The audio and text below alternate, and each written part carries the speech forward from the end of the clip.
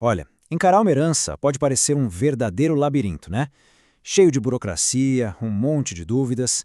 Mas a verdade é que o nosso Código Civil funciona como um mapa bem claro para essa jornada. Hoje, a gente vai decifrar juntos esse caminho, para entender o porquê de cada etapa, desde o comecinho do inventário até a divisão final dos bens.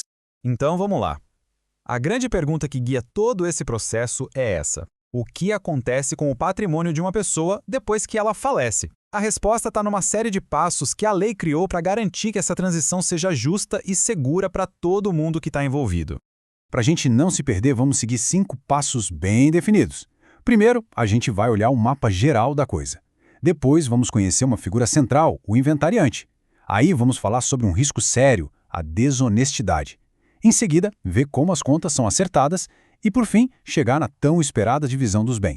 O ponto de partida de tudo é o inventário. Pensa nele como a chave que destrava o patrimônio da pessoa que faleceu. Sem o inventário, os bens ficam basicamente congelados. Não dá para vender, não dá para transferir oficialmente para ninguém. É o inventário que dá a segurança jurídica para que tudo seja feito direitinho, conforme a lei manda.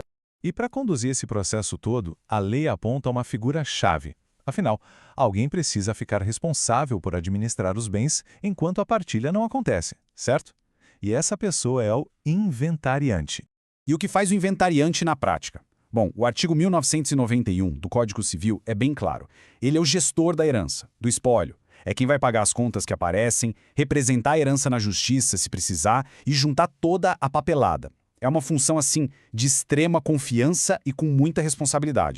Mas a gente sabe que nem sempre esses processos são um mar de rosas. A lei também precisa prever e punir a má-fé. Vamos ver o que acontece quando um herdeiro tenta ser mais esperto que os outros e esconde bens que deveriam ser divididos entre todo mundo. O nome técnico para essa escondida de bens é sonegação, e o artigo 1992 vai direto ao ponto. Imagina só a cena: um herdeiro que de propósito esquece de avisar sobre uma conta bancária ou um carro que estava com ele. Se essa ocultação for intencional para levar vantagem, pronto, isso é sonegação. E a consequência disso? Olha, ela é bem severa. A regra é clara. Quem sonega, perde. A punição é a perda total do direito sobre aquele bem específico que a pessoa tentou esconder. Ou seja, ela não perde só a parte dela naquele bem. Ela perde tudo relacionado àquele bem. É para desestimular mesmo. Tá? E quem pode denunciar isso? O artigo 1994 dá essa legitimidade tanto para os outros herdeiros que foram lesados, quanto para os credores. Porque, um credor também pode ser prejudicado se a herança for esvaziada de propósito. A lei cria, na verdade, uma fiscalização mútua entre os interessados. Certo. Antes de qualquer divisão, o primeiro passo é botar as finanças em ordem. É como fechar o balanço de uma empresa antes de distribuir o lucro. Aqui, isso significa duas coisas: pagar as dívidas deixadas e também trazer para a conta as doações que foram feitas em vida para garantir que a divisão seja justa. Essa é uma pergunta que gera muita preocupação. Será que as dívidas morrem com a pessoa? A resposta da lei é bem clara e foi feita para proteger tanto os herdeiros quanto quem tem dinheiro para receber. A regra de ouro que está lá no artigo 1997 é a seguinte: a herança paga as dívidas, mas só até o limite do valor da própria herança.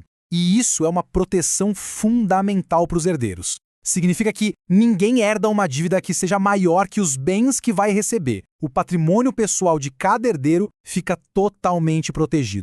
E para os credores, a lei também cria um caminho formal. Eles precisam se habilitar no inventário e pedir o pagamento. Isso cria uma espécie de fila organizada e justa para que eles recebam o que é devido sem aquela cobrança desordenada direto aos herdeiros num momento que já é tão delicado. Agora, um conceito que é chave para a justiça da partilha: a colação. Parece complicado, mas a ideia é simples. Imagina que um pai deu um apartamento para um dos filhos em vida. Na prática, isso foi um adiantamento da herança, certo? Para que os outros irmãos não saiam no prejuízo, a lei manda trazer de volta o valor desse apartamento para o cálculo total.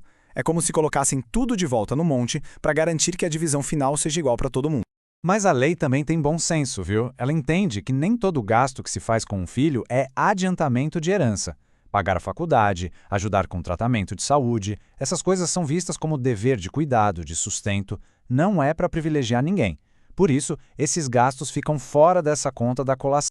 E, finalmente, Com todas as contas pagas, as doações conferidas, a gente chega no grande finale, a partilha. É o momento que encerra o inventário e, de fato, transfere a propriedade dos bens para o nome dos herdeiros.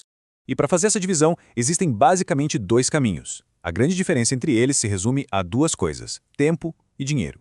Se todo mundo concorda e é maior de idade, a partilha amigável pode ser feita direto no cartório e se resolve rapidinho. Agora, se tiver briga ou um herdeiro incapaz, aí o caminho é judicial, e isso pode se arrastar por anos. Fica claro por que o acordo entre os herdeiros é tão valioso, né?